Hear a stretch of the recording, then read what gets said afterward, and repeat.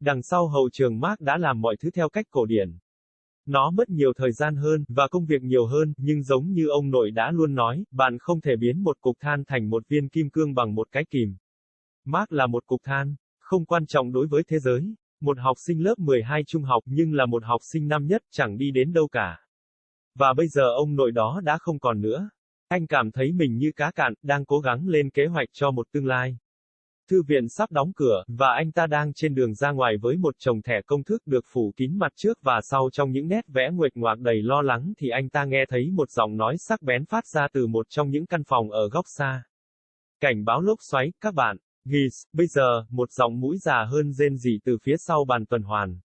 Người đàn ông hất chùm chìa khóa trong không khí về phía cô và bật ra một tiếng thở dài đầy tiếng cười. Đúng, vừa nhận được cảnh báo trên điện thoại của tôi, cô ấy trả lời. Một tiếng còi xa bắt đầu réo rắt, Mark tranh luận cơ thể cứng đờ, một tay chống lên nắm cửa và một chân hơi nâng lên khỏi nền gạch đá cẩm thạch.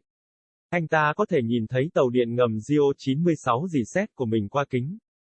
Và bầu trời xanh tươi ở phía trên nó, bên ngoài vẫn tĩnh lặng và yên tĩnh như trong tòa nhà suốt cả buổi chiều. Thưa ngài có phải là khách quen duy nhất ở đây không? Người phụ nữ từ trong buồng hỏi trong khi lao quanh khu vực và nhìn vào các ngăn xếp. Tôi nghĩ vậy, Mark thì thầm theo thói quen. Tôi vừa kiểm tra, người đàn ông với chìa khóa thông báo, trở lại từ phần phi hư cấu. Không có ai khác trong đây. Trong vài giây, Mark nhìn thấy toàn bộ nhóm tập hợp giữa những chiếc thuyền gondola của những cuốn sách mới, tất cả đều nở nụ cười chuyên nghiệp dường như thách thức sức mạnh của tự nhiên bên ngoài bức tường. Thưa ông, tốt hơn là ông nên ở lại trong vài phút cho đến khi cảnh báo hết hạn để ở bên an toàn, người phụ nữ từ trong buồng nhắc nhở. Chúng ta sẽ vào phòng câu chuyện, đó là nơi an toàn nhất. Mark nắm chặt những tấm thẻ đến mức chảy mực trên lòng bàn tay và bắt đầu thực hiện những bước nhỏ theo hướng mà những người khác đang hướng tới. Sau đó, một điều gì đó về giọng điệu của người đàn ông cầm chìa khóa đã khiến anh ta giảm bớt sự lưu giữ. Hãy đến tham gia với chúng tôi, Kai. 6 người ngồi trong một nửa vòng tròn trên những chiếc ghế nhựa nhỏ trước dãy bàn với bút màu và các vật dụng thủ công khác. Một nhà khí tượng học nói chuyện qua một chiếc TV khổng lồ được gắn trên tường. Mọi người, hãy trú ẩn ngay lập tức. Hiện tại, chúng tôi đang theo dõi khu vực quay vẫn chỉ ở phía bắc của I-70. Cho đến nay, không có gì chạm đất, nhưng tất nhiên điều đó có thể thay đổi bất cứ lúc nào với điều kiện không ổn định trong khí quyển. Mark nhận ra chiếc ghế của anh đã xoay được đủ xa khỏi nhóm mà anh đang nhìn vào phía sau đầu của họ.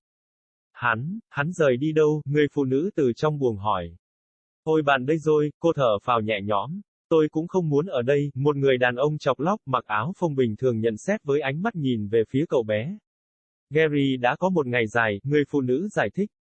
Có bao nhiêu máy in gặp trục trặc, giống như từng chiếc một trong số chúng, mỗi cái một trong số chúng. Vài lần, Liz, mỗi cái, một trong số chúng. Chà, tôi nắm giữ chìa khóa cho sự tự do của chúng ta. Ngay sau khi người đàn ông thời tiết nói rằng có thể đóng cửa. Dừng lại đi Andy. Andy hắng giọng và đặt lại cặp kính đang trùng xuống của mình. Liz, bạn thân mến, bạn sắp hết bánh rán chưa? Tôi sẽ mang thêm một tá bánh nữa vào sáng mai. Bạn là Satan, Andy. Satan, tôi đang cố gắng làm keto và bạn đang cố gắng biến tôi thành một con cá voi. Mark bắt gặp mình đang cười tâu tuét trước khi anh ấy có thể đảo ngược nó. Vui vì anh không phải làm việc ở đây, một người đàn ông nặng gấp đôi Gary quay lại nói với giọng anh điềm tĩnh. Anh ta khoanh tay và đôi tất trắng lộ ra bên dưới đôi chân ngắn cũn cỡn trong chiếc quần lọt khe. Một người phụ nữ cao với mái tóc xoăn xẫm màu và mặc một bộ quần áo dài đang ngồi cạnh Mark. Em là học sinh à, cô ấy hỏi. Tôi thấy bạn đang làm một số nghiên cứu. Vâng, anh ấy bắt đầu nói, Nancy, sau khi để ý ghim tên trên áo vest xám của cô ấy, tôi đang làm bài báo học kỳ cao cấp. Ồ tuyệt vời, Andy gật đầu khẳng định. Chủ đề là gì? Mark đỏ mặt vì sự lúng túng của câu hỏi. Tôi đang khó quyết định. Chà, có vẻ như cậu đã hiểu rõ mọi chuyện với tôi rồi. Nancy khen, bạn đang ghi chép như điên. Mark nói, nhìn chằm chằm vào tấm thảm nhiều màu. Những ghi chú đó là về 10 chủ đề khác nhau, và tôi không thể nghĩ ra bất cứ điều gì để viết về bất kỳ chủ đề nào trong số đó. Nghe có vẻ giống tôi, Liz nhếch mép với đôi tay mảnh khảnh của cô ấy ra hiệu một cái nhún vai trong không khí. Behind the scenes, Mark did things the old-fashioned way. It took longer, and it was more work, but like Grandpa had always said, you can't turn a lump of coal into a diamond with a pair of pliers. Mark was the lump of coal. Inconsequential to the world. A senior in high school, but a freshman in life, going nowhere. And now that Grandpa was gone, he felt like a fish out of water, going through the flapping motion of trying to plan a future. The library was about to close, and he was on his way out with a stack of recipe cards covered front and back in nervous scribbles when he heard a sharp voice come from one of the cubicles in the far corner. "Tornado warning, guys, geez." Now, an older, nasal voice whined from behind the circulation desk. The man jiggled a set of keys in the air at her and crackled a laughter-infused sigh. "Yep. Just got the alert on my phone," she replied. A distant siren began to wail.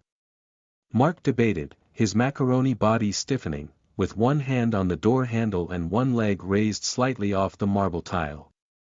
He could see his rusty 96 GEO Metro through the glass, and the sickly green sky up above it. It was as still and quiet outside as it had been in the building all afternoon. "Sir, are you the only patron in here?" the woman from the cubicle asked while darting around the area and peeking into the stacks. "Yeah, I think so," Mark whispered out of habit. "I just checked," the man with the keys informed, returning from the non-fiction section. "No one else in here." Within seconds, Mark saw the entire team assembled between gondolas of new books, all with professional smiles that seemed to challenge the forces of nature beyond the walls. "Sir, you'd better stay for a few minutes until the warning expires to be on the safe side," the woman from the cubicle admonished. "We'll go into the story room, it's the safest place." Mark gripped the cards to the point of inkiness on his palms and began taking baby steps in the direction everyone else was headed. Then, something about the tone of the man with the keys caused him to lighten the hold. "Come join us, Guy." The six sat in a half-circle of small plastic chairs in front of a row of tables with crayons and other craft supplies. A meteorologist spoke through a huge TV that was mounted to the wall. "Folks, do take shelter immediately. As of now, we're keeping an eye on that area of rotation that remains just to the north of I-70. So far, nothing touching the ground, but of course that could all change at any moment given the unstable conditions in the atmosphere." Mark realized his chair had managed to scoot far enough away from the group he was looking at the backs of their heads. Did he leave?" the woman from the cubicle asked. "Oh, there you are," she gasped with relief. "I don't want to be here either," a porky, bald man wearing a casual t-shirt remarked with a glance in the boy's direction. "Gary's had a long day," the woman explained. "How many printers went screwy?"